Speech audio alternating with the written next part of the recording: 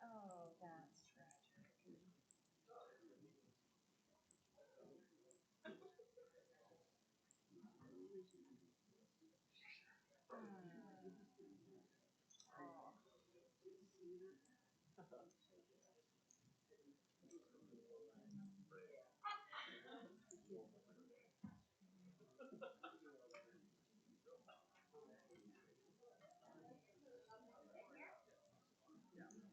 Wow.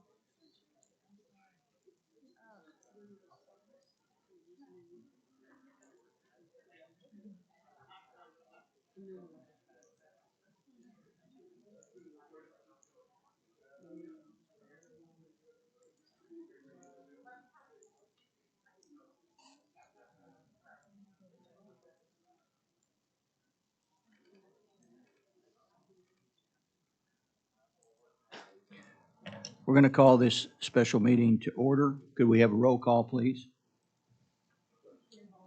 Here. Here. Here. Here. Here. Here. Here. Here. I'd like to point out that the notice of this meeting was properly posted on March 24th, 2026. And if you all would join me in the Pledge of Allegiance. Pledge allegiance to the flag of the United States of America and to the republic which stands one nation under God, indivisible, with liberty and justice for all. You like to see our back row didn't take a knee? Item 1 is discussion and possible actions to approve the minutes of March 9th, 2026, which was our regular CJA meeting last. Any discussion? Motion? Motion. We have a motion. Do we have a second? Second. We have a second. All in favor? Aye. Opposed? Okay, we'll move on to number 2. And I believe we have one citizen participation that applies to this issue, and that's Mr. Sean Cummings. Yours is 2. Sorry about that. Good morning, everybody. Miles, last meeting I'll be in with you. I'm glad you're here, though, because I think what I want to talk about today, which is you all needing this extra money, the cart went before the horse, and something else had happened years ago with a guy named Xavier Neria, who most of you are familiar with, and Miles had a text back and forth, and Xavier suggested that we impregnate the city with the jail, and then we'd be forced to take it, much like you gave a bunch of raises, and now we're impregnated with it, and we're forced to take it. And yes, it's a rape reference, and I do apologize, but that was their words, not mine. And I would like to know what you were thinking, because you owned an auto group. You know you can't do this shit. You've had boards before. You know you can't do this shit.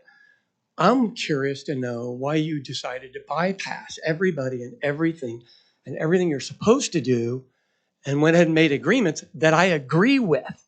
So I hope you heard what I said. They need to be paid more. You know better, though. You are an automobile executive is what you're listed as. And then everybody else going out and selling this thing, which you're a better salesman than anyone that's been up here. Well, National Guard's going to have to come in. Usually it used to be the feds will have to take over the jail. The same bullshit story. Yours was better. Okay, bring in the National Guard. National pays for it. Federal government, bring them in. Don't threaten. Bring them in. We've heard idle threats for 6 years from everybody up here as they financially mismanaged everything. But you personally went behind everybody's back, cut a deal. There's no money there. And now you're demanding that the money be done because the National Guard will have to come in if we don't get the money. You're full of shit, Jim Holman. You are full of shit. Thank you. Mr. Falk.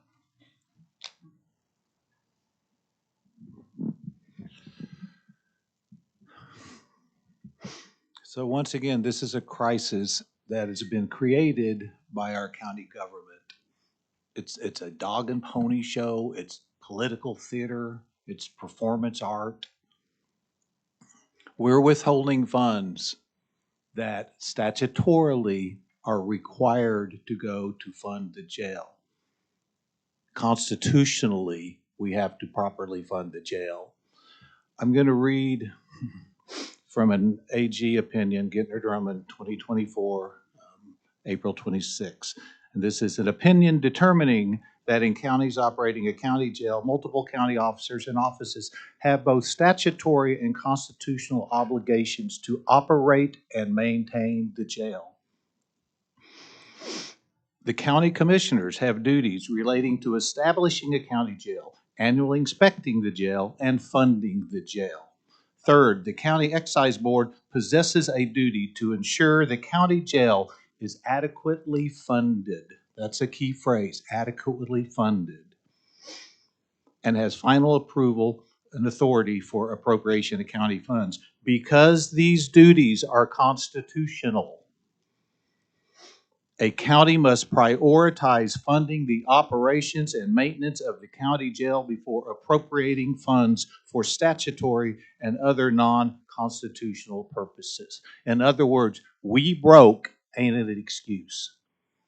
If we broke, then we need to cut funding on other parts of our government that are not constitutional, and we need to properly fund the jail. We cannot continue to play with the safety and lives of people who are in the jail, detainees, of the detention officers who are working overtime as it is for the sake of political theater. We need to fund the jail, act like a functioning government, not pretend that we're Donald J. Trump and leaving the TSA not paid just for the sake of political theater and grandstanding. I am sick of this. I should not need to be here today to tell you and the budget board especially and the county commissioners that it is our constitutional duty to properly fund that jail so that it is safe and humane and so that we don't have more deaths, more trauma, more atrocities happen in that county jail. So pass this unanimously and fund the jail now. Thank you. As we move on to item 2, let me just give you a couple things that we've agreed to do. We have an emergency budget board meeting that convenes at 9:30, so our time is limited. Item 2, 3, 4, 5, and 3, 4, and 5, if we have time before the 9:30, we will address them and recess, allow the budget board to convene, and we'll reconvene after the budget board. So with that said, item 2 is discussion and possible action to request additional funding from the Oklahoma County Budget Board to alleviate a budget shortfall. And we have a letter written to present to the budget board that does not have an amount. So that's the purpose of this agenda issue, is to determine that amount. Therefore, we can make a formal request to the budget board.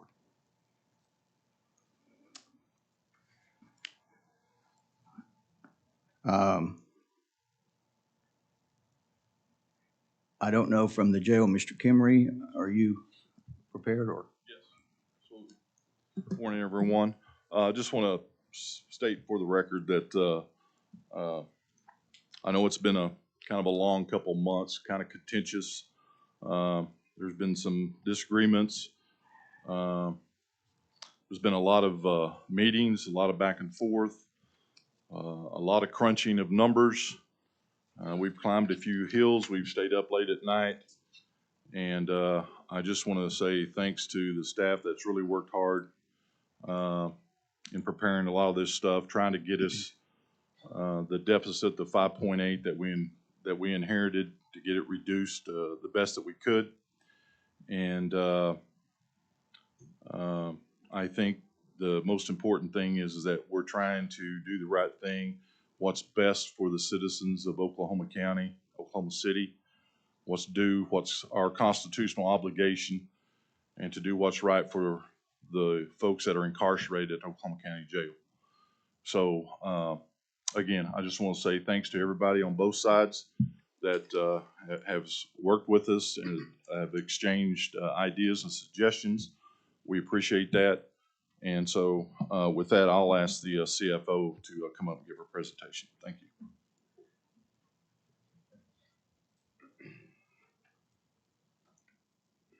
Good morning, everyone. Just wanted to give you a quick update on the amount of our deficit. Last July, our original projection was that we were going to be short $5,822,413. Through several cost savings measures, we've been able to bring the deficit down to 4.9. Some of those measures are listed. We eliminated it's proposed to eliminate the VHS contract for May and June. They are the ones that supply our site checkers, and that contract is to be canceled in the board meeting. We renegotiated a heritage claim rate from $40 down to $12 for each claim submitted.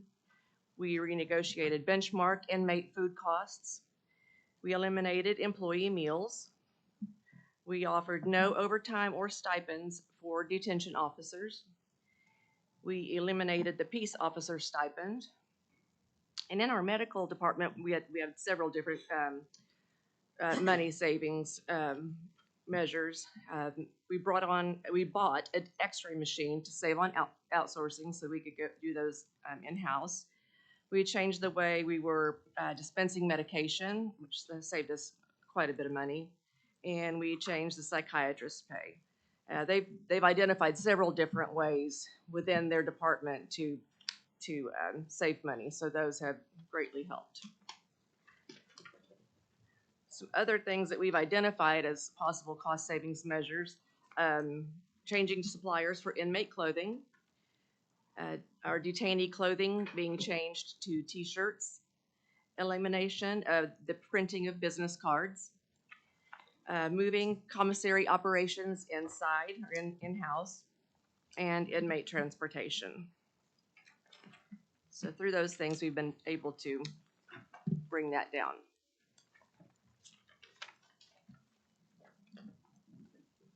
Okay, there you are. Okay. Yeah. Right. So where we're at is basically the 4.9 is where we're at off the $5.8 million. And we have, again, these are approximate numbers because our numbers over there change daily, depending on the operational tempo, obviously the employees, the amount of employees that eat for that day, medical, how busy are they? So the numbers fluctuate a little bit, but these are approximate, they're pretty close. And again, we're right at $4.9 million off the 5.8 million. And that's what we're asking for is $4.9 million. Questions, discussion? I have one, Mr. Chairman. The other cost-saving areas, there's no amount there. You have a approximate.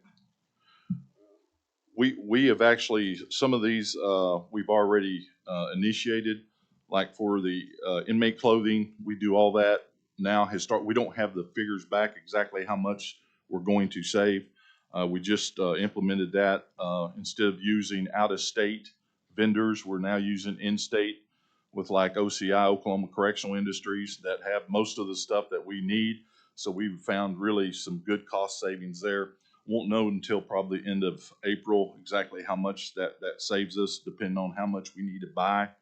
And it's the same thing with detainee clothing. We found that we could, instead of buying the traditional outfits, we can issue a t-shirt that saves us almost half of what a regular top outfit would cost. So, and then just some minor things, business cards and things like that. I would say the biggest one would be the internal commissary right now. That is a vendor supplies that. It was done before underneath the previous sheriffs, and I'm not really sure. I mean, some jails have outside vendors that run their commissary.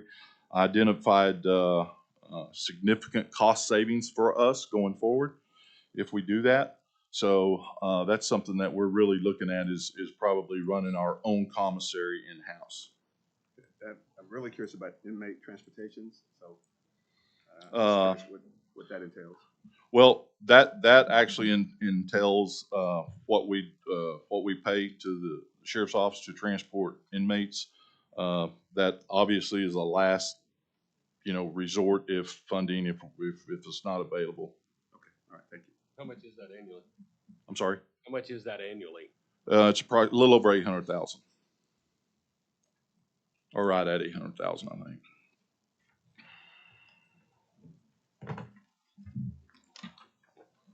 So we have a CFO presentation, but there wasn't an opportunity to ask questions to the CFO presentation. That's,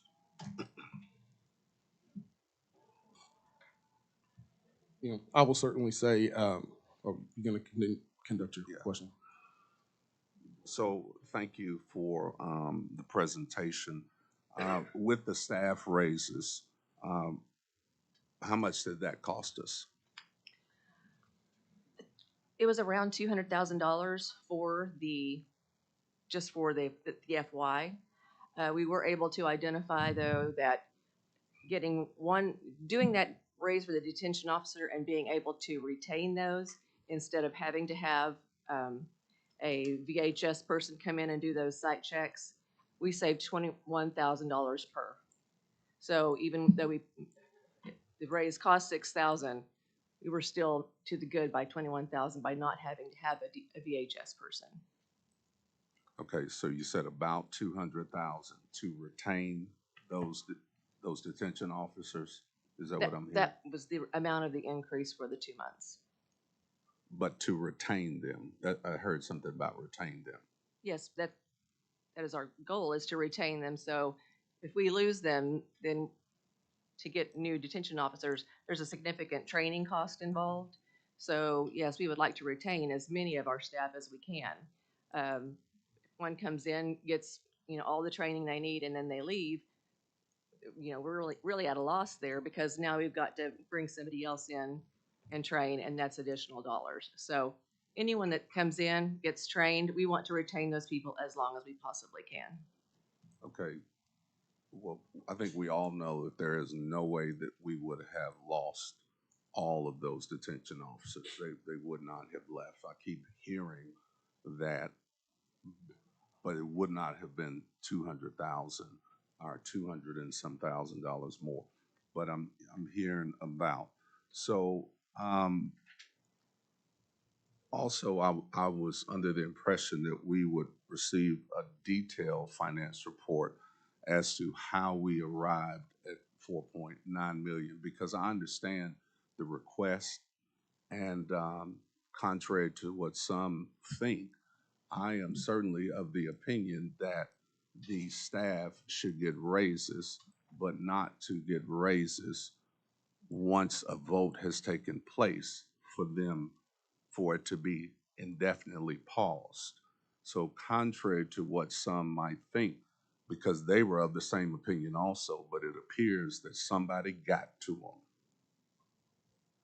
So, but the detailed finance report. I do have a detailed financial statement if you would like that. Well, I We think didn't know that- whether to print it out or give it out or. Well, this is of the utmost importance because this is what we've been talking about, and I'm not fussing at you, but this is what we discussed.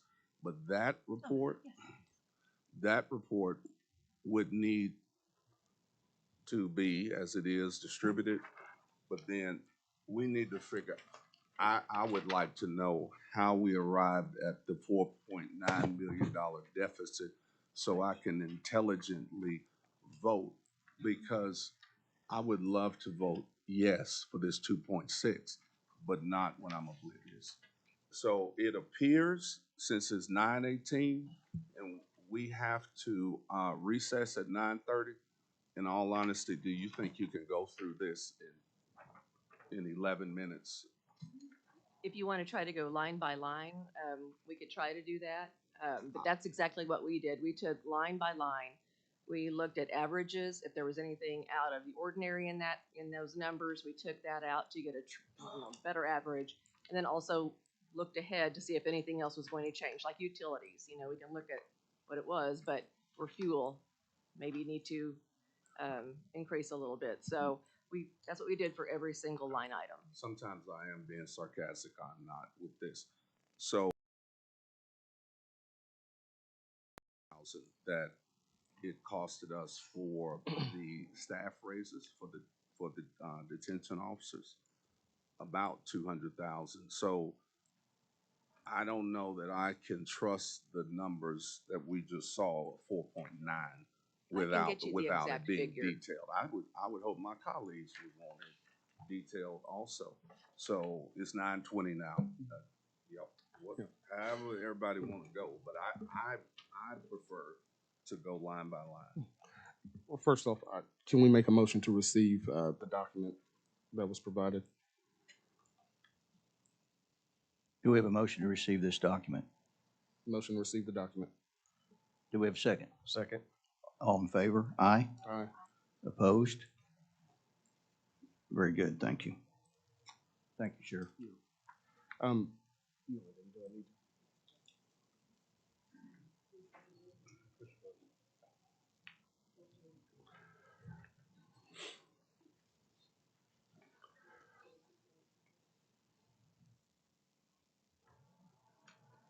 We're not voting on that yet.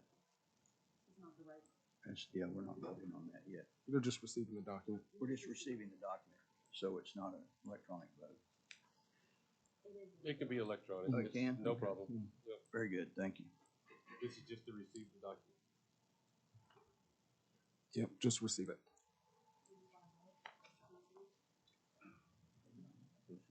This says discussion and now it disappeared. Talked over it.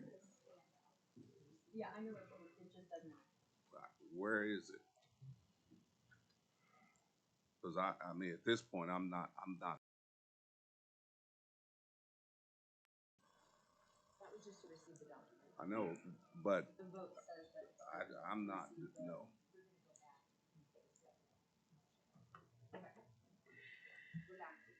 Under action, it said receive on the item. I guess for me, and I certainly don't mind helping out. We're team players around here, but I do have to say, when we talk about a deficit, and I hear constitutional obligation thrown out, and you hear, Attorney General Gettner Drummond's quote put out there, but how did we get to a 5.8 deficit? Is the biggest question. I know you had some cost saving measures that dropped it down to 4.9, but how did we get to 5.8? That is the question, that I'm asking, so we can see, one, how we got here, because I understand it's a constitutional obligation to fund the jail, but we fund the jail. It's not a constitutional obligation to continue giving money to, an entity that mismanages it. And that's where the difference is. And I don't think a lot of people understand that. And so for me, that's the starting point. How did we get to 5.8? And when that's, certainly articulated, I'm willing to work with you to see how we get there. Okay, can I grab a document right quick? Yes, ma'am. Go ahead. I think one of the major verbs that you're missing out on there from Gettner Drummond's opinion is the word adequately. Adequately funding. It's not just funding, but it's adequately funding to operate that. So we have to remember, as we go through this discussion, to remember the words that are written in an opinion, because in legal opinions, words matter. Correct. You've been a commissioner and have certainly been around the county for a long time. You know, you don't always want to harp on the past, but when the sheriff's office had the jail, they stayed within the budget that they were given. And they always came and said, hey, can we have more money we need for this? And it was never provided. So when we say adequately, how do you use that appropriately now? But historically, you never used it then. Historically, I would love to agree with you, but historically, we have wound up in court many times to settle lawsuits that came from previous sheriffs because they had overspent and put us in binds with medical coverage, et cetera. I mean, those are historic. That's way before your time, but certainly during mine, that cost us millions and millions and millions of dollars. So, yes. Since you're using the opinion of the Attorney General saying adequately fund the jail, then I would like to say to my colleagues, we don't get to adequately fund the jail. So that would be the budget board. So I mean, maybe, what we got up here, 3, 5, 8. So maybe if we do the 5 million divided by 8, and if each of us agree to personally pay for that, then I guess we can do it. Well, and then if we ask our clerk, then that may do it. And I am being sarcastic because it's stupid to say that an adequately fund the jail and we don't adequately fund anything. We don't have any money other than what it's up to the budget board. So then this is a waste of time. Total waste of time. It absolutely is, because we don't get to approve anything about funding the jail when we're not the ones funding. This body is not funding the jail. Except since that my the colleague budget and board requested that we meet and give them a formal request. well, And we can't give one because we don't know we what it can is. if we vote for it, We sir. don't know how we got there. Are these numbers discussed Tuesday morning trust briefings? Are they discussed in detail? And who all shows up for those every Tuesday? It doesn't matter. It's not a quorum. It matters, It sir. is not a quorum. You cannot have a quorum. I'm not Tell asking- me you can have a I'm quorum not asking. in that meeting. That is not a quorum. I I'm know just it is. saying, when you say you have no experience with these, you None. don't show up when the briefings take None. place. I have none.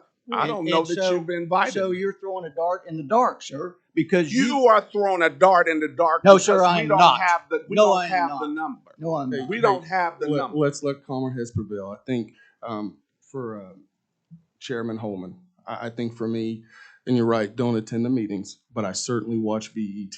And in BET, there are a lot of questions asked as to how we arrived here. I agree believe with that. there's been a number of attempts as to how we've arrived here, and that has never been explained in BET, where, frankly, the budget board, where our budget is set.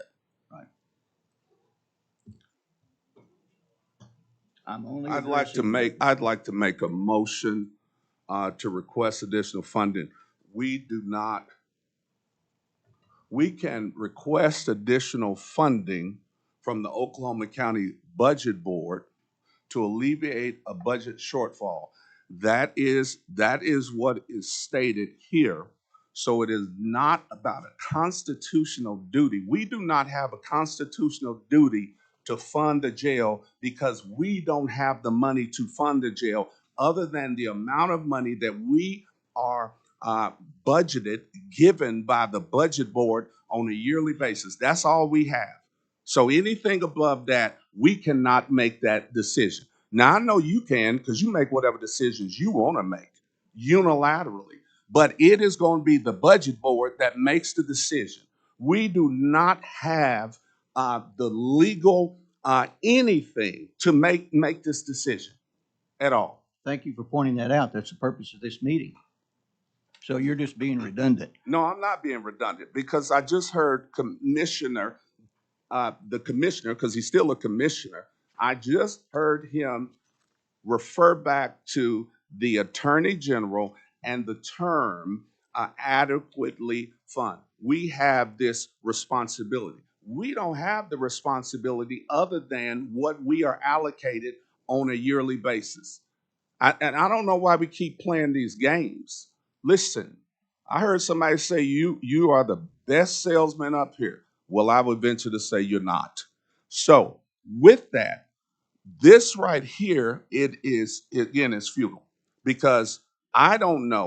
Well, here's personally, I'm going to vote no because I don't know how we got to this 5.8 or 9 million less the 1 million.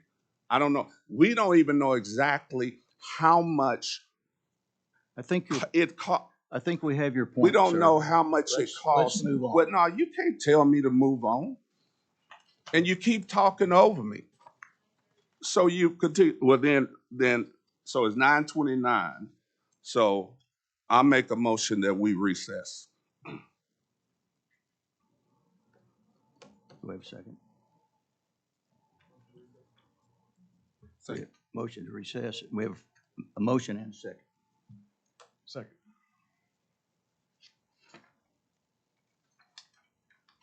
All in favor? All right. Opposed? Aye.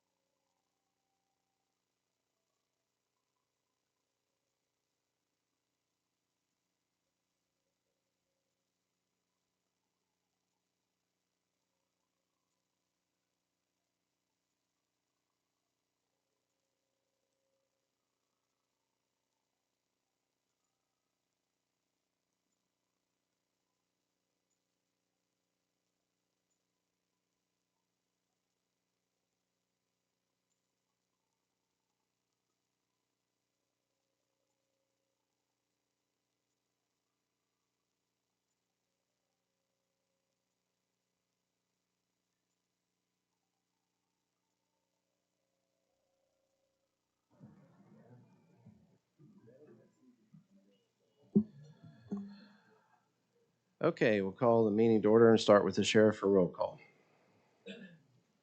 Tommy Johnson III, present. Rick Warren. Marissa Treat. Jason Lowe. Brian Mon. Butch Freeman.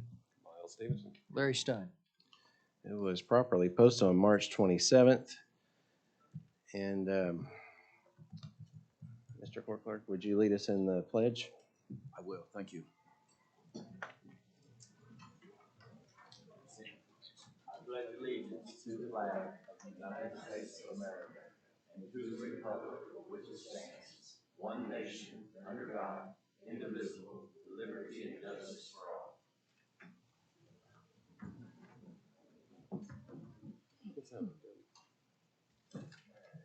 Sure, I'd like to make a motion that we recess, bring the trust back out. They did not make a request for the money as stipulated they should have. I believe they need to come back out and finish their business so that we can conduct ours. Second. This is to recess to reconvene at the call of the chair. Yes. Okay, any other discussion? All in favor, say aye. Aye. Any opposed? Okay, we're in recess. Like a monkey in a football. Where it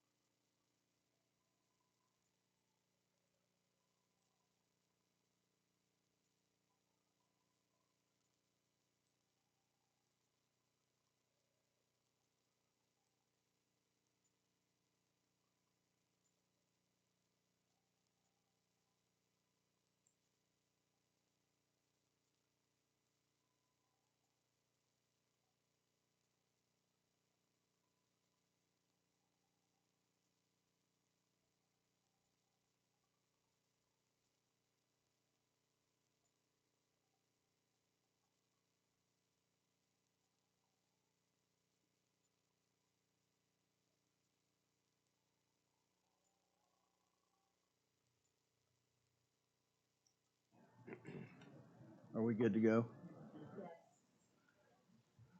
Okay, we'll call ourselves back to order. Just note that trustee Steve Buck had to leave, so we're without him, and he won't be back. Can you make a motion to return? Can we make a motion to return? Do we have a motion? Motion. Second?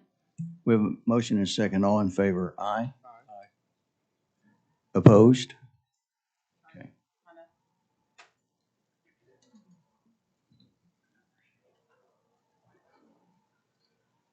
Okay, the reason we're back is to do what we had originally said to some of the budget board meetings, which I appreciate Mr. Warren's pointing that out, that we need to make a formal request, and we have a letter ready to fill in an amount.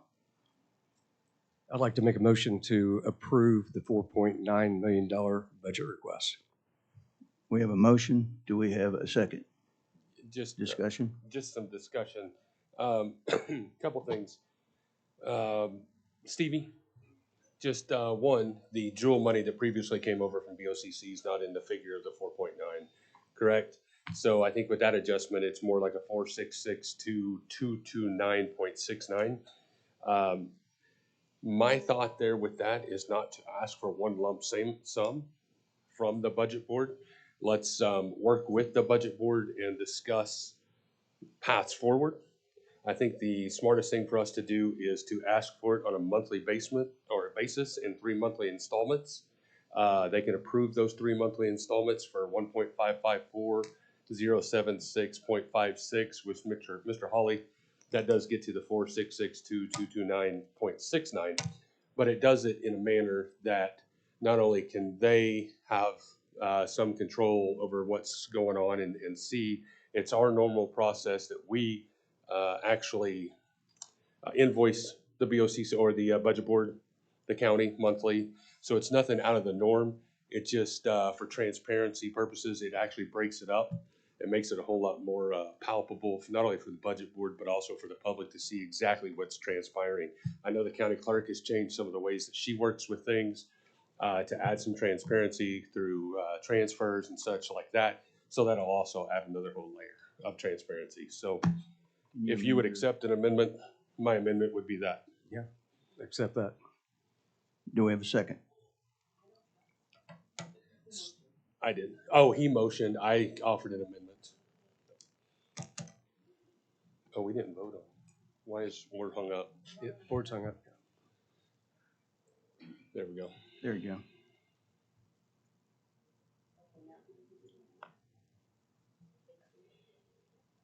And the second? I got a second.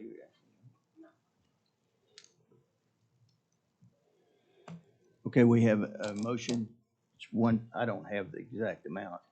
1.554076.56 billed monthly for April, May, and June for a total of 4662229.69. Okay, thank you for the clarification. All in favor? Aye. Aye. Aye. Opposed? Motion carries, and I need a motion to recess. Give the, So moved. and second. Second. Seeing no objection, that'll be the order. All in favor? Aye. And we are adjourned to the Miles.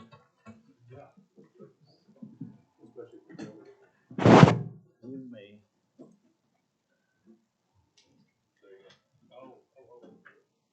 I want to put in here, ask a formal ask of three signs. Yep.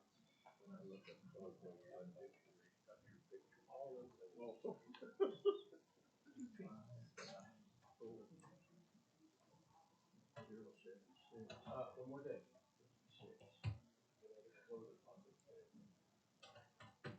Butch, Jim, I'm giving you this, and the way I wrote it is 3 times the 1554076. Okay. Now, I have letters for everybody. Yeah, because I think we've got a couple of minutes. Or I don't. Okay. Get my stuff out of the way.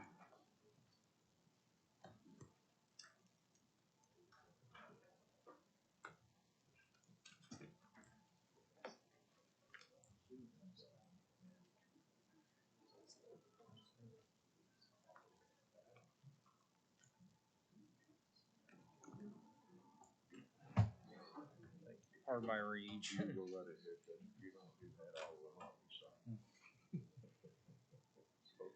No worries, that's why I'm hanging around.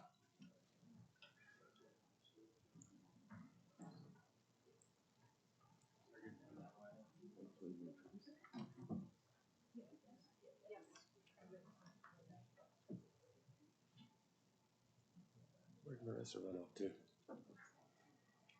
Who are you looking for? Marissa? She had to make a trip.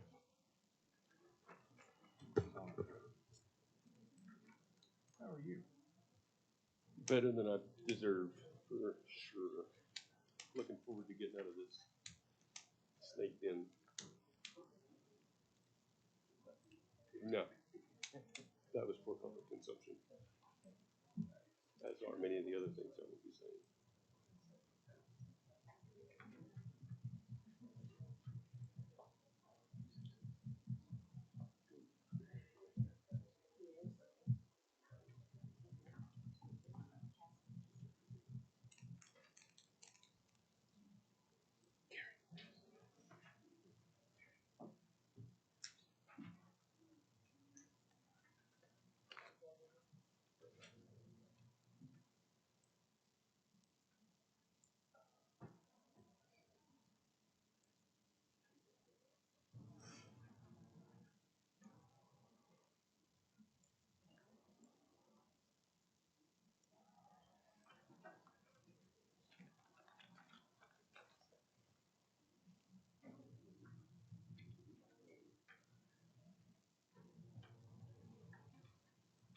So Christie thinks this is what the actual shortfall is going to be. Well, these are not, but these are actual numbers that we have in our office numbers. And then that's based upon that, these right here are the projections. And so for the time we projected out, that we think that that is the total shortfall, 3.6. So that would be 1.6. Because we're doing one thing instead of giving it up. You don't actually able to control it. You give it to all of us. You give all of the responses. Yeah, that's why. I agree perfectly.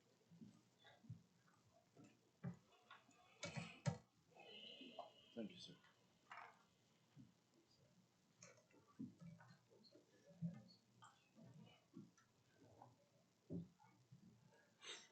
Okay, is there a motion for the budget board to return to session?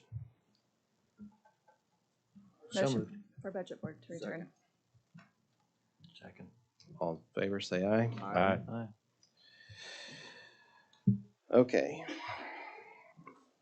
We have had citizens sign up to speak, some of which are asking to speak before we take action on any items. So we'll start with Mr. Mark Falk.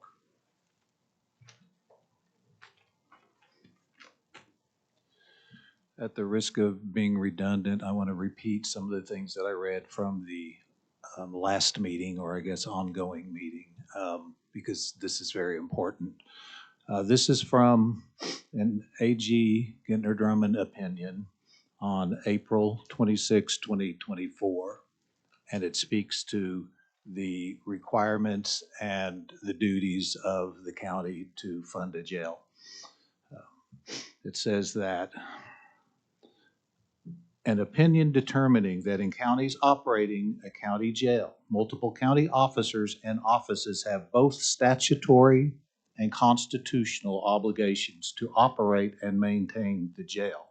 Secondly, county commissioners have duties relating to establishing a county jail, annually inspecting the jail, and funding the jail. And this is going to be some key words here.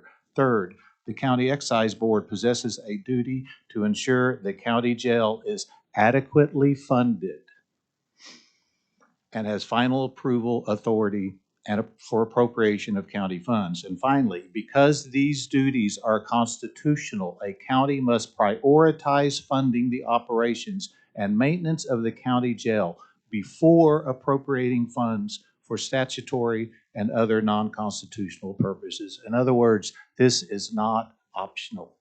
And he is quoting from the state constitution. This is not optional. We cannot put at risk the lives of the people in that jail when we finally have an administrator for the first time who has reduced the number of deaths in the jail, who is working towards making actual improvements in that jail. At this point in time, this needs to be funded. This has turned into political theater. It makes us look like we cannot properly run our own government. I am just shocked that this has turned into this kind of a circus, frankly. We have separate issues here. Yes, we have people who are upset about the raises that were given to detention officers. That has nothing to do with this. We cannot hold the people in that jail hostage or risk harm to the detention officers in that jail based on political theater and personal vendettas. We need to work together, pass this budget, keep the jail safe, and then we can move on from there. Thank you. Ferlin Kearns.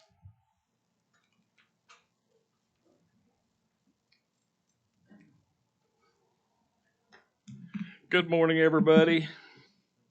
I am Ferlin Kearns, and I too am a used car dealer, so you watch out, the dealers are trying to take over around here.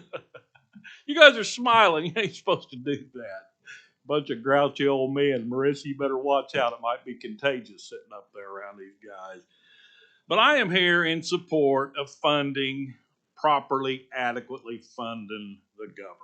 And what's an old used car dealer from Edmond? No, I'm on the Citizens Advisory Board, so I'm here to offer a little advice. And I'm the finance chair for what that means of the Citizens Advisory Board. We have staffing problems there too. I'm a chairman of one. But what I do is I spend an awful lot of time looking at the financial documents of the county jail. I've also got a master's degree in finance from Harvard. So I wore my credentials today just so you all know. I've got a master's degree from Harvard, so I kind of know how to look at financial statements.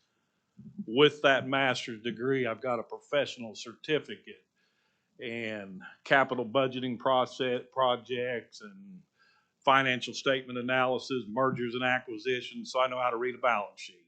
And the ongoing concern around here is that we don't have enough information to make decisions. Well, I assure you, we do have enough information if you will look at it and read it. I've got bushel baskets of it. I've got more than I want, but you've got to look at it. You've got to read it. I've got this MG. How'd we get to this point? We heard that question about 10 times in the last session. Last summer, Paul Timmons said, guys, we're going to run out of gas before the year's up. Now, he didn't articulate it quite right, and his timeline wasn't quite right, but he said, we're going to run out of gas. We need $5 million to get to our destination. And here we are in the 11th hour, and we're back to that $5 million figure.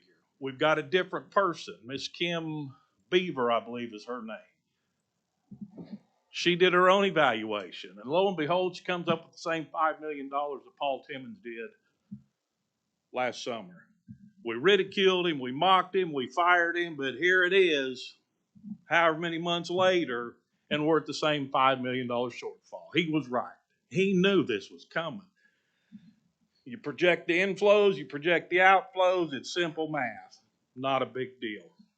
I've got this MGT audit. This is an independent audit from a firm in Tulsa, and it's 23-24. But it didn't come out until August of 25. And according to these people, every trust member got a copy of this. So this isn't new information. I got it. And supposedly every trust member got it. In theory, every trust member would have read it and studied it, know what's in it. I don't know if they did or not, but they got it. And at the end of 23-24, they were $10 million short. We've got these things called deferred cash inflows. We got deferred cash outflows. Does anybody know what that stuff is? 10 million short. And it's counterintuitive, but our inflows are $10 million more than our outflows. You think, well, that'd be good. Well, when you have that imbalance, it shows that long-term solvency will be okay. Short-term liquidity is a problem. And that's where we're at. In all these documents, it shows that we paid $2.6 million towards that $10 million. There's that $2.6 million figure. Where's that figure keep coming from? That's the figure the budget evaluation team came up with and presented to this board 2 weeks ago. $2.6 million. Now, I don't know where they got their figure. I wasn't in their meetings. I don't know what set of books they're looking at. You wonder, well, what set of books would they be looking at? There's only one set. No, there's 2 sets of books. The county jail, it's a component of the broader county. You guys know this. I'm speaking to everybody. It's a component of the broader county, but when you're over here doing their books, they operate under this modified accrual system. But then when they move it over under the county roof, they got to convert it to an accrual system. Well, who did the conversion? And what set of books are we looking at? It makes a big difference. Who knows? I don't know which one they used. Nobody asked them. If I was sitting up there and they were up here saying we need $2.6 million, I'd say, where did you come up with that figure? Nobody asked them. Where's that 2.6 come from? Did you guys, you don't have enough information to properly fund the jail. Did you have enough information to arrive at the 2.6 million, but you didn't have enough information to go to the 5 million? Or did we just throw a dart at the wall and come up with 2.6? Where did that number come from? Nobody asked, so nobody knows. So what I did to eliminate all that, throw the Excel spreadsheets in the trash, all the predictions and the forecast, and when all else fails, get out your big cheap tablet and a number 2 pencil and see what happens. And that's what I did. And I figure about, just say, rough numbers, $47,000 per year per employee over there. Divided by 12 months, $3,900 per month, times 3 months, $11,750. Times 300 employees, it's about $3.5 million. That's 60% of the budget, $5.8 million. There's that figure again. These aren't new numbers.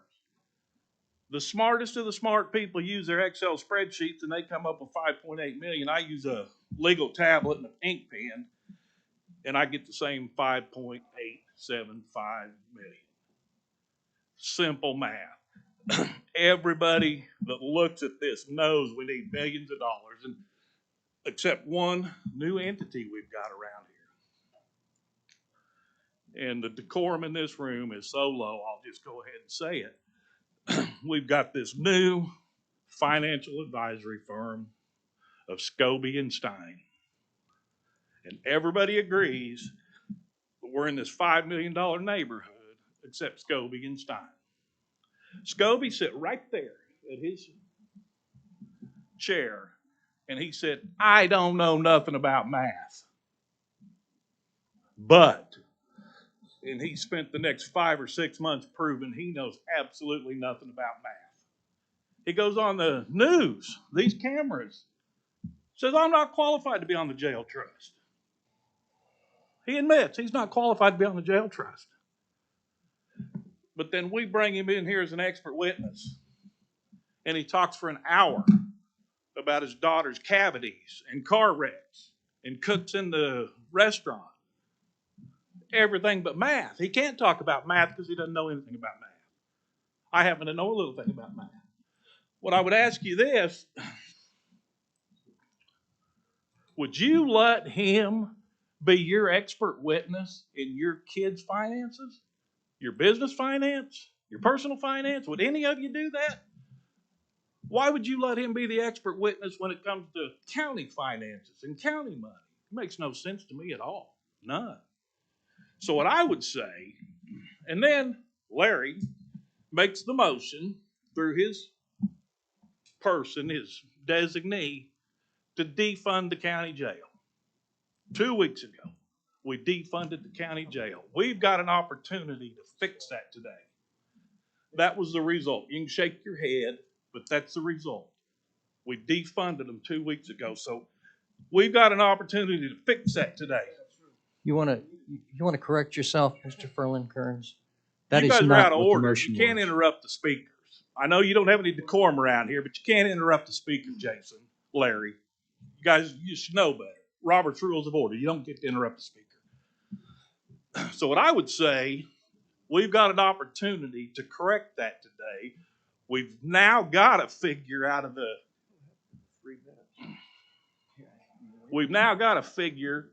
the jail trust. They presented it to us, and I would recommend the 5 point, what'd you say?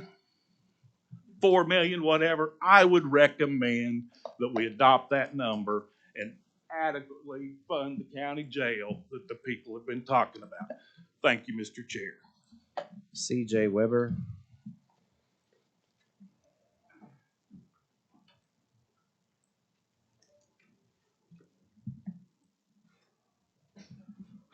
Thank you all.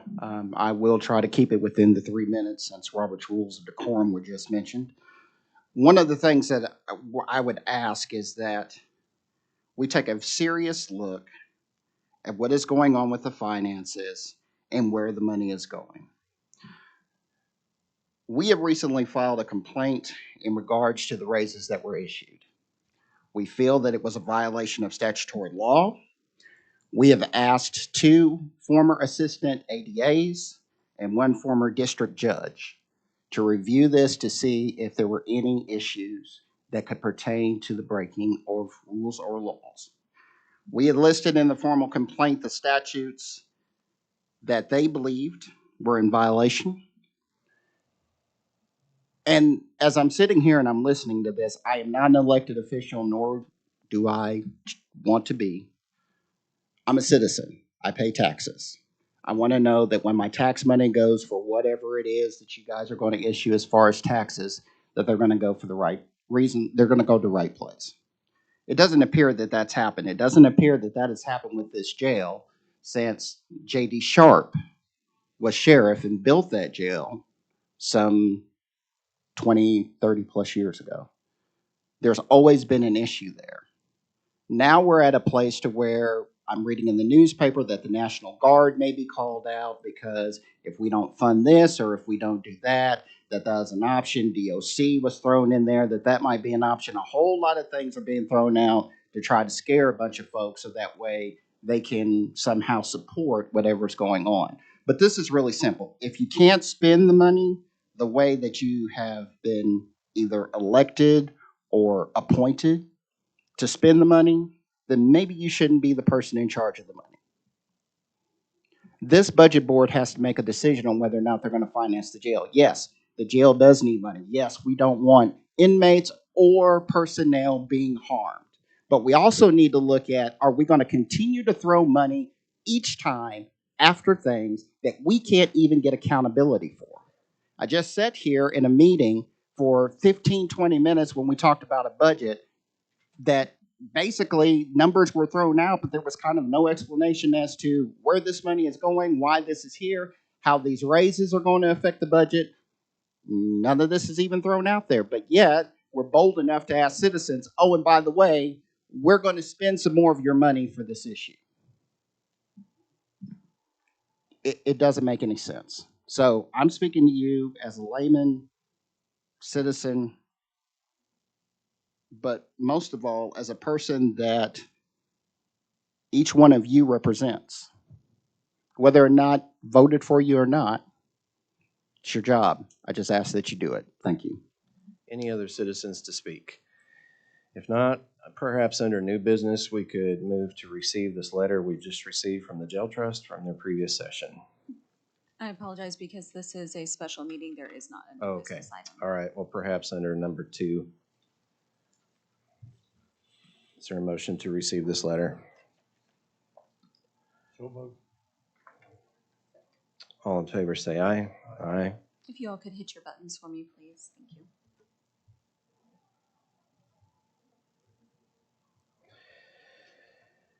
Having received the number from them, open up the floor for discussion on any of the items that have been carried over from our previous budget board. Mr. Treasurer. Yes, sir. I have presented each of you a financial analysis. Whoops, I'm sorry.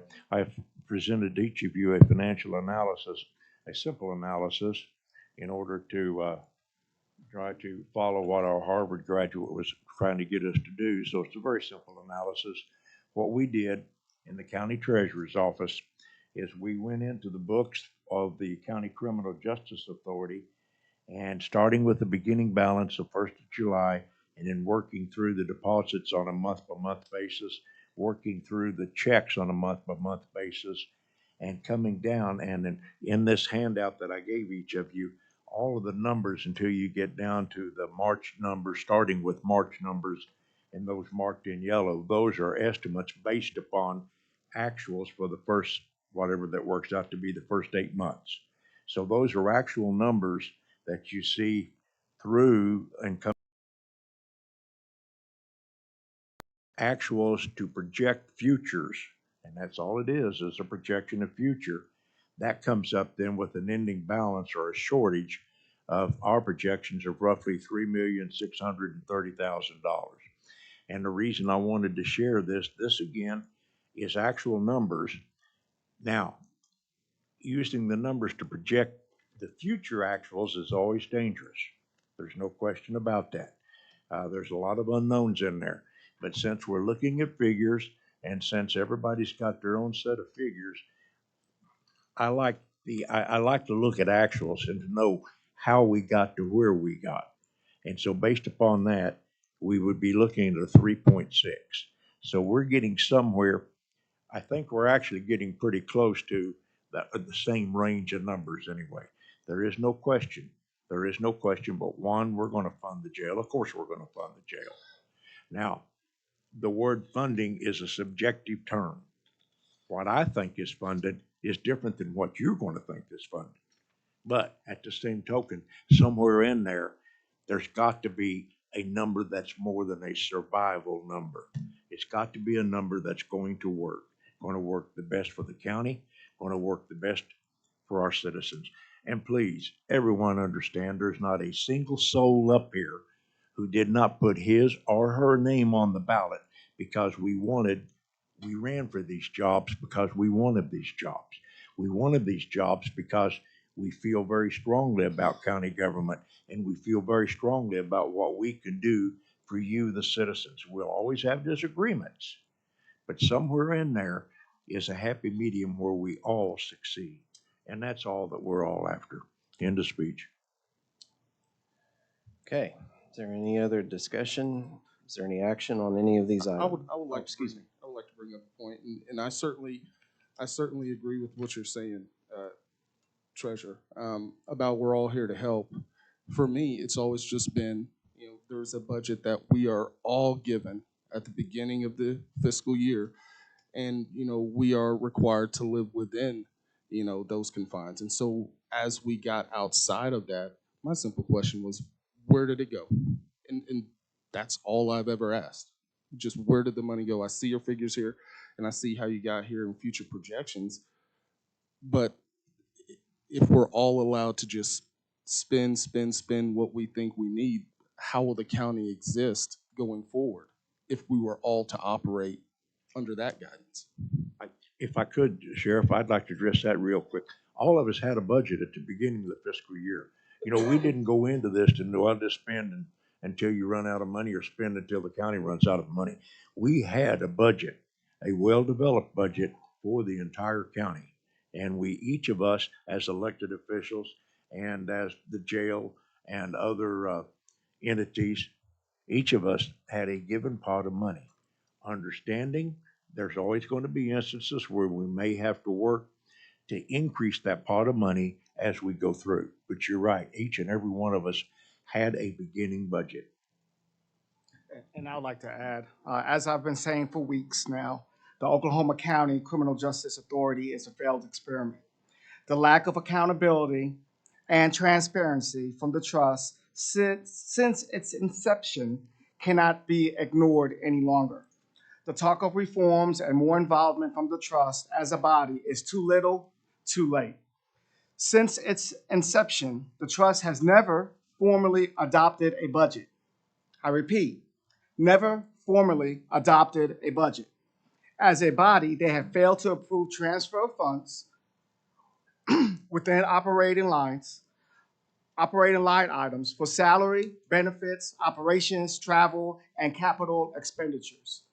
I will vote in favor of bailing out the trust today, not because I believe they will be able to get their financial house in order, but rather because the employees at the detention center should not be used as pawns to cover up for the failings of the body as a whole. Let me be clear, the trust should go, and the operations of the facility should be turned over to our sheriff. As an elected official, the sheriff is accountable for his actions to the voters. The financial determinations for funding the detention center should be a collaborative effort between all 8 elected officials on the budget board, each of whom are accountable to the voters.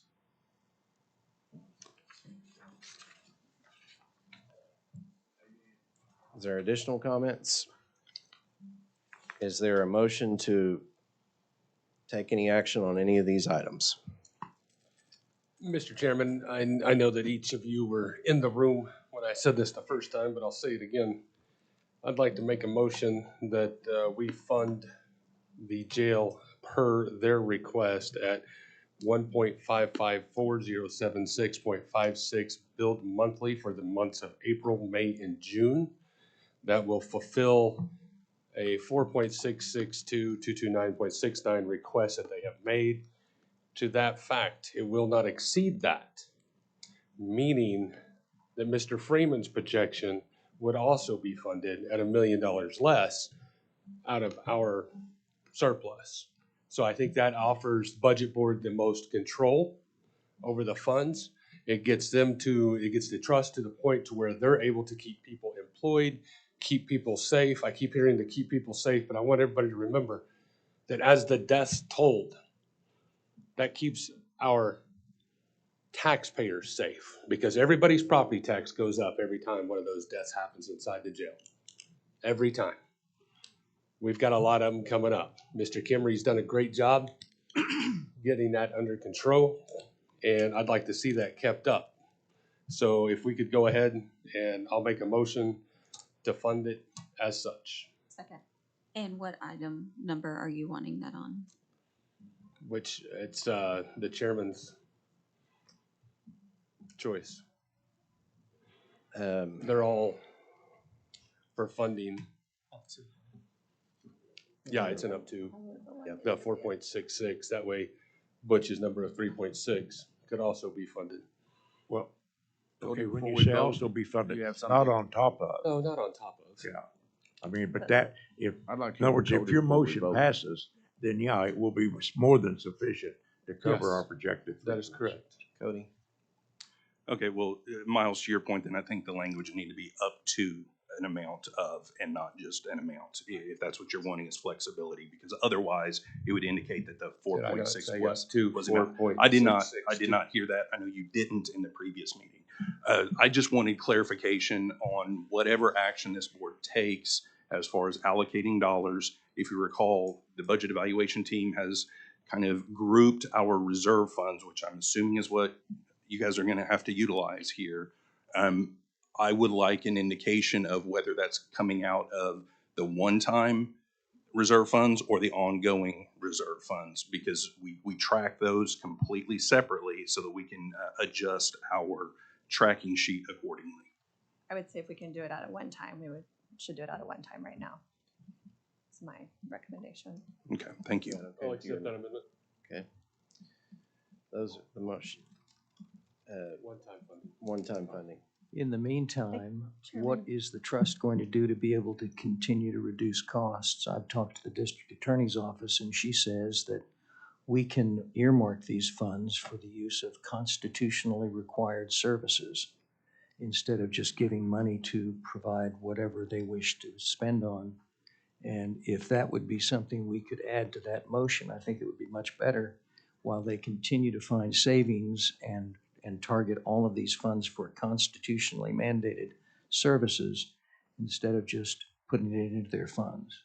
I agree with Larry, and also the county was never intended to be the sole funding of the jail. We have other sources such as the contracts with the city and other things that those contracts need to be negotiated in a way that benefits the county, not just the city. And there's things that we need to look at to make sure that we don't repeat this over and over because yes, we do have to pay the constitutional, but you go out and you hire people that are not constitutional, that do not need to run a jail, and you pay $500,000 plus another $250,000 benefits, that's $750,000, boom. And you say you only give a source of raises of $200,000. Don't know if that was accurate because I looked at your sheets. Basically, you're talking about one little group, but you gave raises to everybody. You gave raises and you gave bonuses. You call them stipends, but you gave bonuses. So all those numbers should have been accounted for. And that's all we've been asking for. To support you, yes, we're going to support your constitutional duties and to benefit the prisoners and take care of the jail. But you have to give us better sources of numbers, and so that when you hire outsourced, I'm not even sure the board voted to hire those people. Did the board vote to hire the 3 attorneys that you hired? Was that done privately, or was it? And so these are questions that, like Larry said, we've got to bring up in the future and make sure that this is not our money. We cannot handle it willy-nilly. This is the citizens' money. And I respect what the gentleman said, and we have to take care of these dollars. So we need to make sure this doesn't repeat over and over. Is there any more discussion on the item that's been motioned and seconded? Can I throw out one other thing that I came up on? The dollar amount, can you repeat your dollar amount again?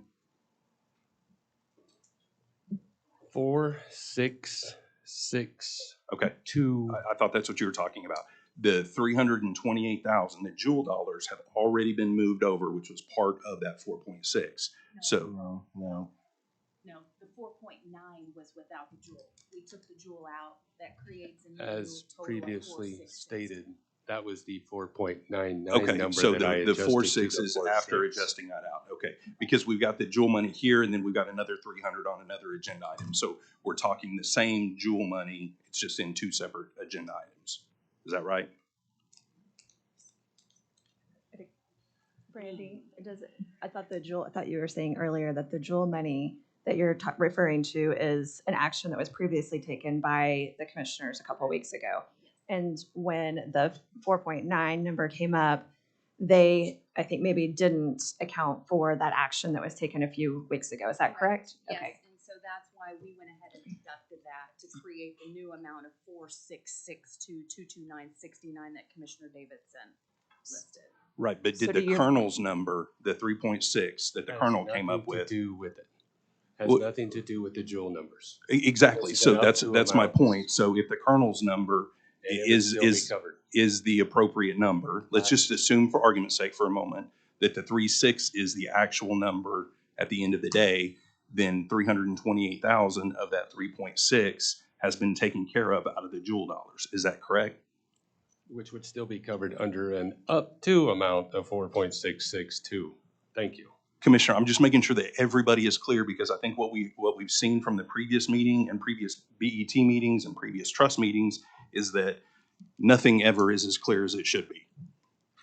I mean, we had somebody up here say that Mr. Stein defunded the jail, which if he defunded the jail, then the whole board defunded the jail because the whole board voted in favor of his motion. And while I don't have a math degree from Harvard, I have a law degree from OCU, and we specialize in verbiage and words, and the word was defer, not defund. I know they're similar, they sound similar, but they are completely different in application.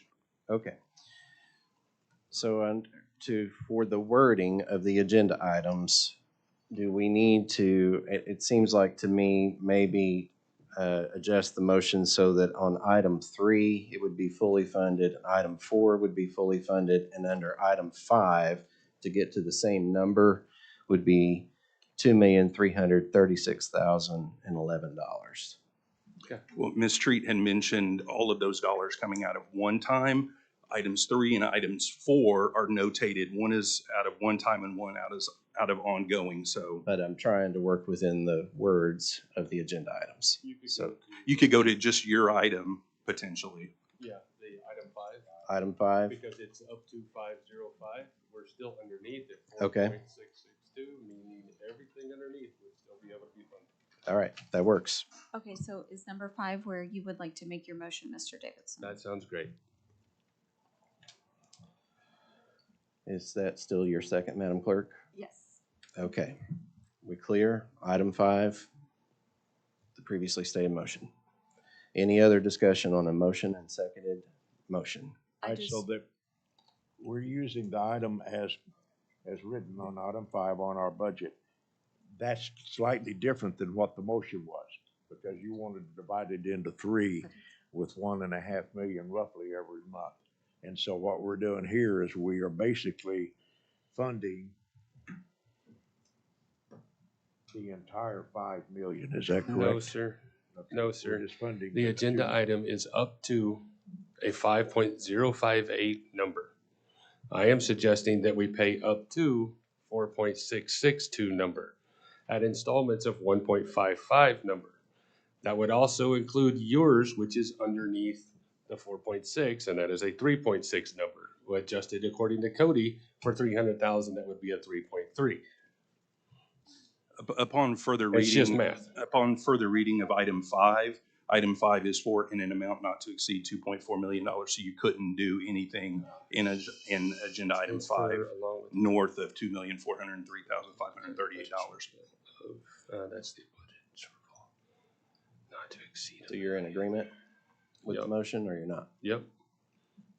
No, Restate the motion. I'm not please. this board's attorney, but I would advise my client that this particular agenda item would not allow for action over the 2.4 million. That is correct. Which I think is why Brandy and the clerk were looking for us using all 3 items to break this out. If it was just to, as I think we assumed, the up to amount, then it would have been easier to knock it out with number 5. But I think that's why the advice from Cassie and Brandy was to break it out into the different ones. Brandy, do you break it out per, can you state those numbers? And Brandy, I'm Brian, you sorry, got would them? you mind going to the They're on microphone just the so first everybody two- can hear? Sorry, the Cody. first 2 numbers are on the agenda. So I think on items 3 and 4, you could do an approval up to. The reason why I brought it up a minute ago is because one of those items mentions ongoing reserve dollars. So if you're going to approve that particular dollar amount in that agenda item, you would need to make clear that your motion is actually out of the one-time funds. So you could just do an amount not to exceed on items 3 and 4, add those $2 amounts up and subtract it from whatever the gross that you want, whether it's the 3.6 minus the 300 or the 4.6, whatever that is, and input that number into agenda item 5. Yeah, I think so. And I know it's obviously a little confusing, but I think the intention of all these items was to be fully prepared to make any action. So appreciate everybody's patience and making sure we're getting clarity.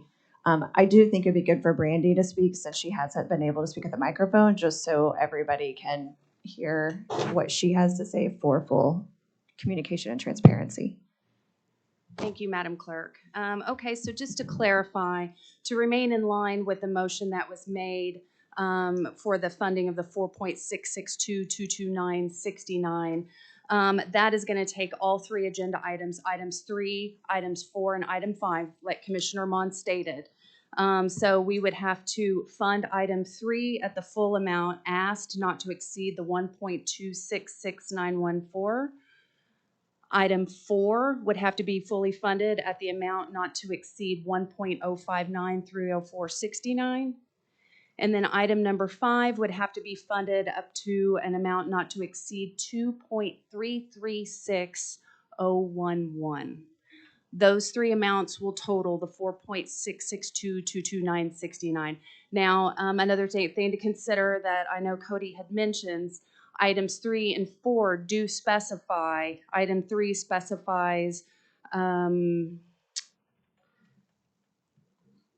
I was looking at whether it was one-time funds or ongoing funds, and so you will have to make that determination under each agenda item as well. What was the total amount? The total amount was 4.662, 229.69. Oh, okay, yeah. Agenda item number 3 specifies one-time funds. Agenda item number 4 specifies ongoing funds. And agenda item number 5 does not specify. So I hope that clarifies. So Chairman, we could take them one at a time. Mr. Davidson, you could just do each one at a time, since I think you probably have this written down. I mean, we can do all 3, 4, and 5 just at the numbers that she said. Okay. Just make it one vote. My only concern there is the ongoing funds on item 3 versus the reoccurring. So I would, thinking out loud, I would probably do 3 separate from 4 and 5. You could do 4 and 5 together because the same funding source. Yeah, I have the same concern. Okay. So let's do item 3, a motion to. I'm sorry, there is currently a motion on the floor. Yeah. Okay. I'll withdraw motion. my second. So item 3 would be a motion to fully fund at the 1.266914 Up to. in an amount not to exceed. And that is from the ongoing. No, that's one. Those are one-time. One time. Are we restricting the use for constitutionally mandated services for the jail? There's a motion and a second on the floor. For this particular. You're offering the friendly amendment? Yes, sir. To ensure that we get what we want to have those monies paid for. Okay, is there an acceptance of that friendly amendment? I think that'll be the point in us meeting monthly and following these expenditures monthly. Again, all transfers will now be recorded in the clerk's office. She recently initiated this process. It'll be adding yet another layer of transparency that the trust has that did not exist before. So, no, I think it's fine just the way it is. Does the trust know what those constitutional services are? So the question is if you've accepted the friendly amendment? No. Okay. Is there further discussion on this motion and seconded item? And do we have the computer straight here before we proceed? Just push your button again, Miles. Okay, if, and this is an if these items are approved as we're going along, then at the end of the day, we will have fully funded the 4.66 request. Is that correct? Up to I understand up 4.66 to. divided by If we fund it 4.66, that's what we're funding. It will be spent. No, because we're expending it by month. That is the motion. I can explain it, but I can't understand it for you. Commissioner Davidson, that's what the jail does currently, though. Yeah, They you're spend their correct. money, and there's no analysis of whether those dollars are spent on constitutional duties, statutory duties, or discretionary duties. It's I'll just explain this one again. the bills come in, and the check is cut back out. I think what Mr. Stein is advocating for is a verbiage so that it's clear to everybody that these dollars are to be spent in a particular way, which would be for the constitutional aspects, because that's what's come up so frequently. Yep. Okay, so again, feel free to go to the clerk's office, look at her new system, the way things will be tracked further. And if you have questions, when we cut a check next month, please come back to this meeting and make those questions. Well, I think And if there's expenditures that you don't like, bring them up then. But at this point, there's a motion and a second on the floor, and I'd like to press the vote. so. We want to fix a problem No, no, after no. it's I think you created instead of misunderstand addressing Robert's it. rules of order. Mr. Chairman, please. We're waiting on a computer glitch here.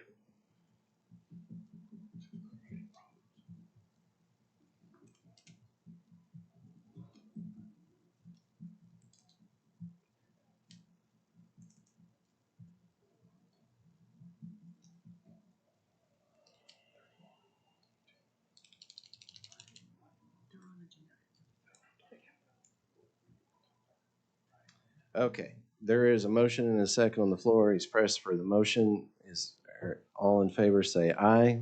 Aye. Is there any opposed?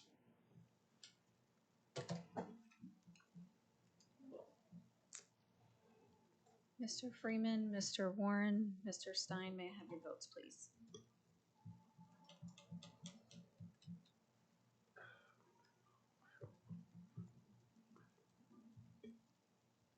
Mr. Warren?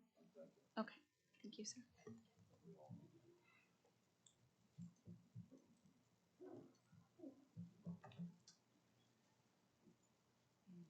Okay, 7-1. Now, is there a motion on item 4? Yes, Mr. Chairman, same motion, amount not to exceed, to be dispersed in 3 equal installments and re-examined on a monthly basis as previously discussed. And if any questions on expenditures do exist, please look at their financials and bring them at the next budget board. And this one would be out of the one-time funds, even though it says ongoing on the agenda item, correct? Correct. Okay. Is that a good enough motion for your second? Oh, sure. Anyone else can second? Discussion. Yeah, we're just waiting. Okay, now discussion. We are going to start a GoFundMe account for some hearing aids for our member of our advisory council because apparently he doesn't know the difference between deferred and defund. And I'd like to buy him a dictionary as well. You know, we have enough information, we just don't have enough money. And that's the problem we're suffering from. And I know the trust is focusing because they've been appointed to focus on one budget. But all these people here around this group, we were elected to focus on all of the budgets. And when you overspend, not one of us is, we got a budget and we're living inside of it. If I want to buy pencils, I got to tell you, I can't buy it without the money allocated and dedicated to that. And this is extremely frustrating for all of us who balance a budget every year to see an entity come in and spending more money than they have. And we knew about it, but they didn't change.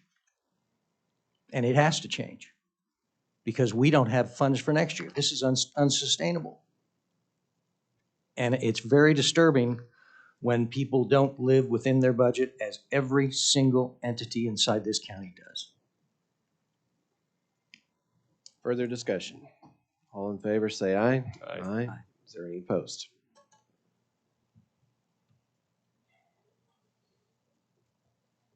Seven to 1. Now, item 5. Item 5, same verse. Third verse? Yeah. Do you need that number? First, same as the first. Do you need this number? Yes, sir. This would be a motion to not exceed $2.336011 parsed out in monthly installments for the remainder of the FY. That would be 3 installments. Motion to approve. Is that one-time funds? One-time funding. Thank you. Is there a second? Yep. Any discussion? All in favor, say aye. Aye. Aye. Any opposed? 7 to 1. My thanks to everybody who did a lot of work on that. Sorry. And I want to say a few remarks when I get to board comments, but I know we have a couple other items for business here. Item 6, Madam Clerk. Sorry, I didn't want you to forget. This one's easy. I'm just putting Erin McConnell as my primary BET member and Chantel Boyso as my alternate. Motion to approve. Second. All in favor, say aye. Aye. Item 7, Mr. Court Clerk.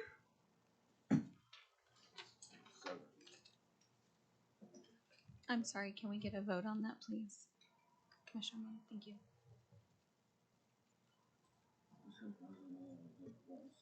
This is to appoint Jennifer Bourne as the second alternate to the budget evaluation team and make Is your mic Sullivan on? continue to serve as a primary member. I think your mic was off. Can you repeat? This is to appoint Jennifer Bourne as a second alternate to the budget evaluation team with Mike Sullivan continue to serve as my primary member and Rick Buchanan to continue to serve as first alternate. Is that your motion? That's my motion. Is there a second? Second. All in favor, say aye. Aye. Any other citizens to speak? Is We do there, also have a consent item. yes, is there a motion to approve the consent? Item number 1. Motion to approve consent. Second. All in favor, say aye. Aye. Board comment, Sheriff? I don't want my no vote to represent my unwillingness to help, because I do believe in teamwork, and I think that's what we are all about here at the county. But I certainly want to signal the slippery slope that I do believe we're on. The fact that you can't see where the money or where the funds went astray for us to be able to adequately help and solve an issue. I just think just to throw money at something that we know nothing about is kind of ill-advised, but I do respect the group and their decision. I'd like to point out once again that you're part of this county, and each of us sometimes come up short. But when we do, we come to the budget board and we ask for dollars. And if the budget board doesn't see that we need them or does see some other alternative, we go with what the budget says on page 6, that the budget board makes final decisions. For you just to jump out there and do it, that does not represent this board at all. So we need you to start following the budget. We need you to go out and seek other alternatives for support of this county jail, which is in your indenture to do. You have not done it in all the years it's been there. Not one time have you gone out and tried to find other sources of income, as your indenture points out to you. I wish you'd take a hard look at that indenture and actually read it. I want to say thank you to Carrie Hudson, Cassie, Sharon, our IT team for all their work today. This has been an interesting and challenging meeting for our staff. Chantel and the treasurer's office, everyone's, I think, really worked together. So appreciate all of your hard work.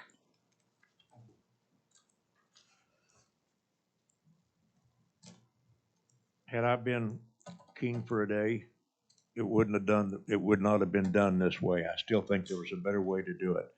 But I too voted for it. I certainly support the majority.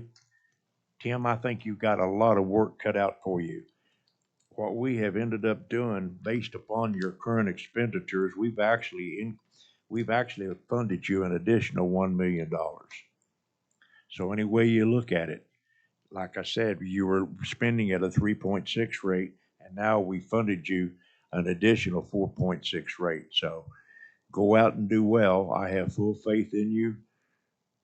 Not that I need to have faith in you, but anyway, I'm telling you that we're all in this boat together, and let's don't be pulling that cork. Congratulations to the Madam Clerk on her 3-year anniversary on April 2nd.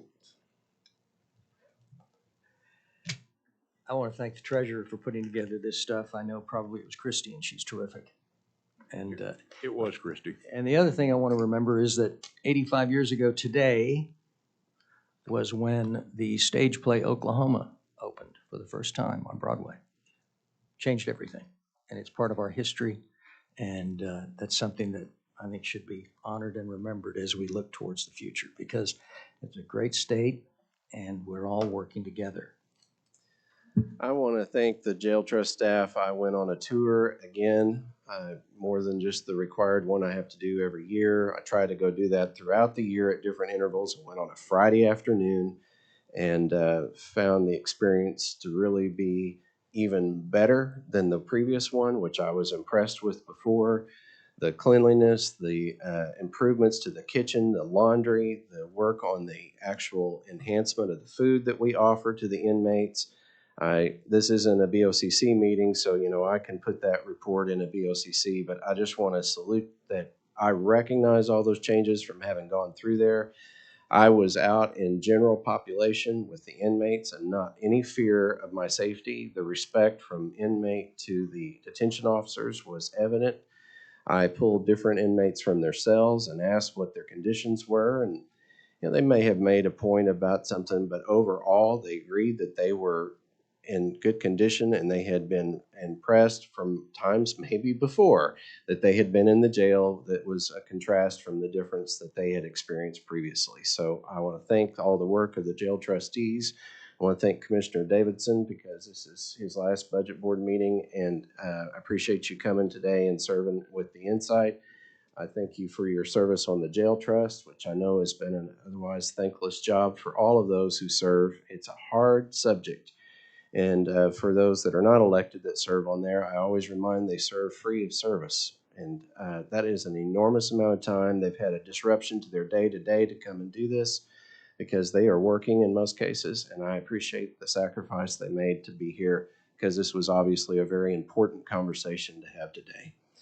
Given that, they need to get back into session. So is there a motion to adjourn? So moved. Is there a second? All in favor, say aye. Aye. I'm sorry, who seconded that? I missed that. Thank you.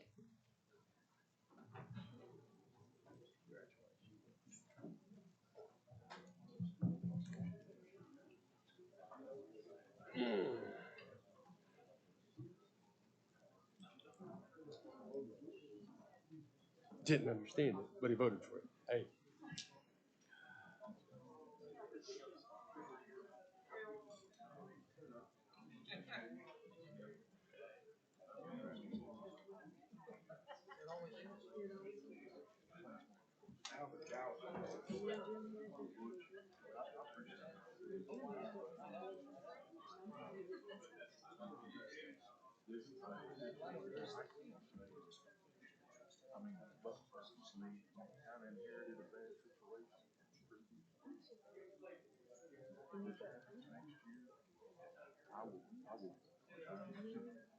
I will, because that's right. Thank you for what you do.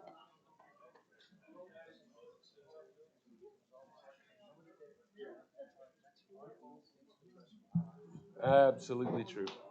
I mean, you've got a sheriff over there wanting to be a team player, but he's got an $800,000 contract for stuff that he's statutorily required to do. So don't talk about team player and not give up money when you're taking money. Well, yeah, because I can. Because I can. Nope. I can't. I can't. Nobody does me either now.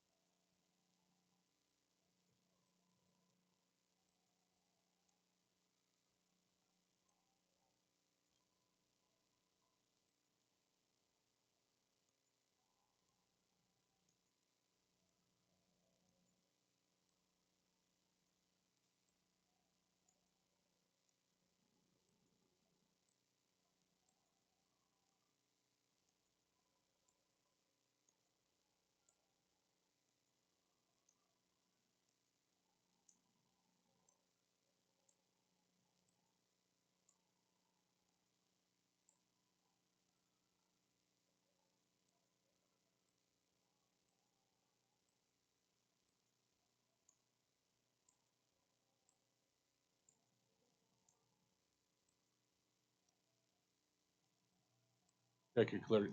There you. Now you're good to go. Motion to readjourn. We, Second. We have a motion and a second to Reconvene. re-adjourn. Based on what we have, what has transpired with the budget board, we really have no more business on today's agenda that needs to be addressed, other than I would like to invite any comments. Yes, thank you. I would like to have a few. I certainly, I want to say thank you to the budget board for, although I'm not an expert per the Harvard grad, and I'm not an expert at all, but I commend the budget board for taking the time to really flesh this out in order to really make an informed decision.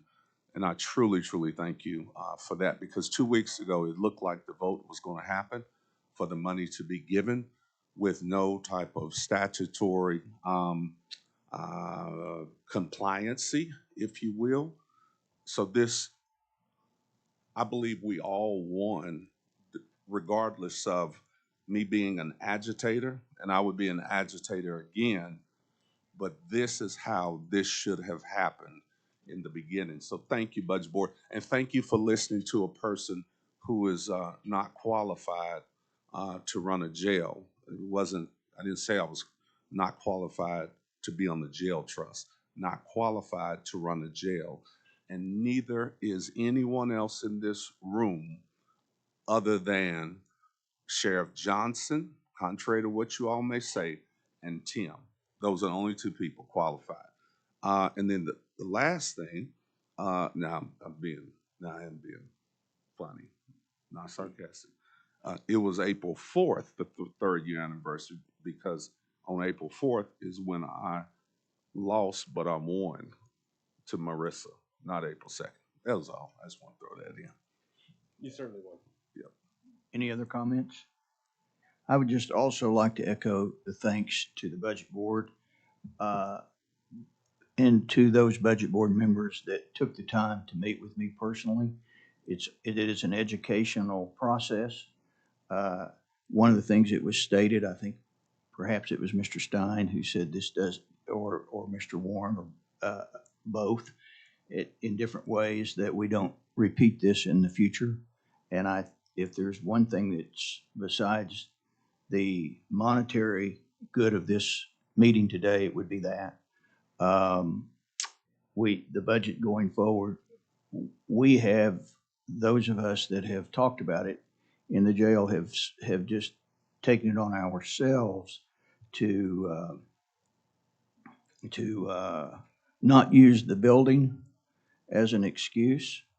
And I think likewise, what falls in line with that is we don't use, it was somebody else's budget 8 or 9, 10 months ago, whatever it was. Going forward, the new budget will be the budget of this trust and this staff, and we understand what that entails, and we have no desire to be non-compliant. So thanks again to the budget board. I want to say thank you to Mr. Butch Freeman because I do trust you and the numbers that you presented. Thank you for sharing that. And thank you to Sheriff Johnson as well. Mr. Chairman? Yes. Seeing as how this will be my last meeting, I'd just like to say it's been a pleasure to serve up here. There are a lot of looming large issues that need to be addressed, budgeting being one of them, and the way that things operate. But I do have to take a moment and brag about Mr. Kimry and his staff. They have done a phenomenal job turning around a dire situation. The things that have happened at that jail previously and the way that it's operating now is indicative of not only this board's leadership, but Mr. Kimry's leadership. And anything moving forward, I hope that the standard that is being done now is the standard that's being put forth or better in the future. So, Mr. Kimry, you, your staff, please give them all my heartfelt thank you and keep up the great work. Thank you. Before we entertain a motion to adjourn, Mr. Neal has expressed desire to speak.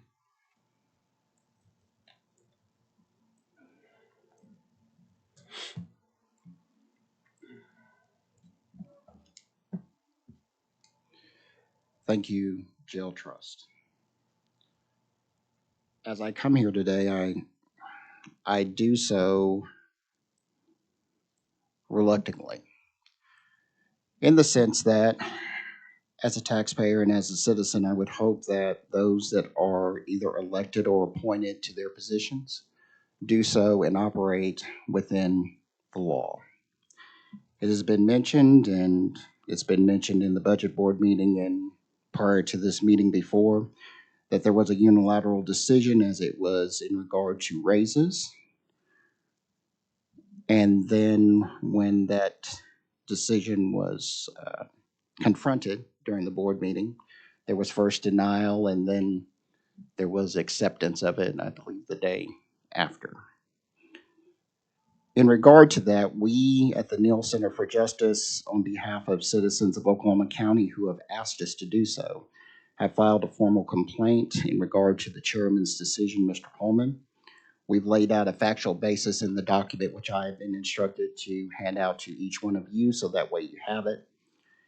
For the sake of time, I'm going to be very short in this, but we also have laid out what we believe were violations of Oklahoma law in that decision.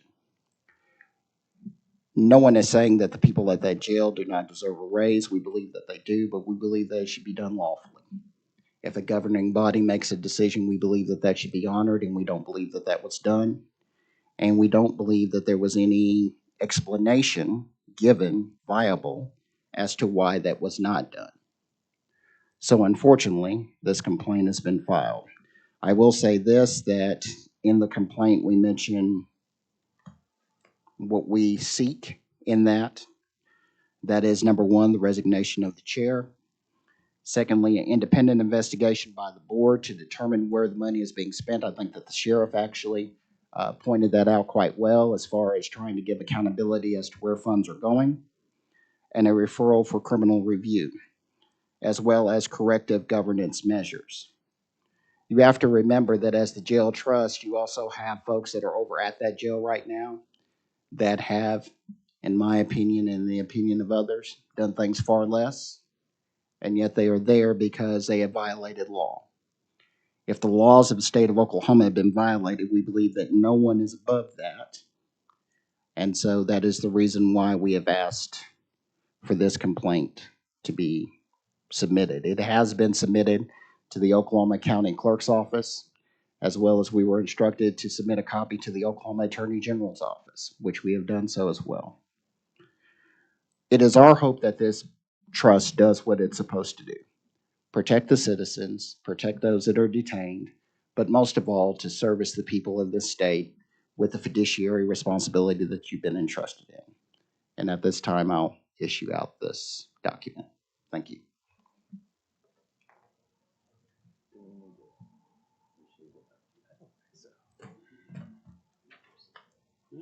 No.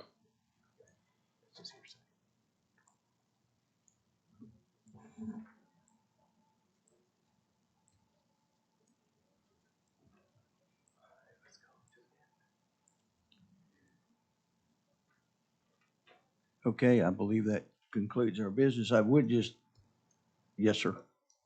Mr. Chairman, I think there was one agenda item that may need to be. I apologize. There are 3 agenda items. Yes, sir. In our effort to get out of here, I think what he's referring to, we've heard about cost savings. These are some specifics. Item 3 is a discussion, possible action to approve payment of our workman's comp or policy premiums due April the 1st. I don't think there's a lot of discussion about that. It is what it is based on the way we're billed. And I'd like a motion to approve. Motion to approve. Second. A motion and a second. All in favor? Yes? Yes. Yes. Opposed? We'll move on to number 4. Discussion possible action to give a 30-day notice of termination contract to VieMed Healthcare Staffing. This will save approximately $180,000 a month, and that was factored into the original 4.9 ask, but it needs to be approved by the trust. So I'm looking for a motion. Motion to approve. And a second. Second. We have a motion and a second. All in favor? Yes? Yes. Opposed? Number 5, discussion possible action to amend the contract between Heritage Health Solutions and the Oklahoma County Justice Authority. This reduces processing fees and saves about $7,000 a month. Motion to approve. We have a motion. We have a second. Second. We have a motion and a second. All in favor? Yes? Yes. Opposed? And I think lastly, the last agenda item is not necessary based on the budget board decision. So I'm looking for a motion to adjourn. Motion. We have a second. All in favor? Yes? Yes. And we are adjourned. Thank you.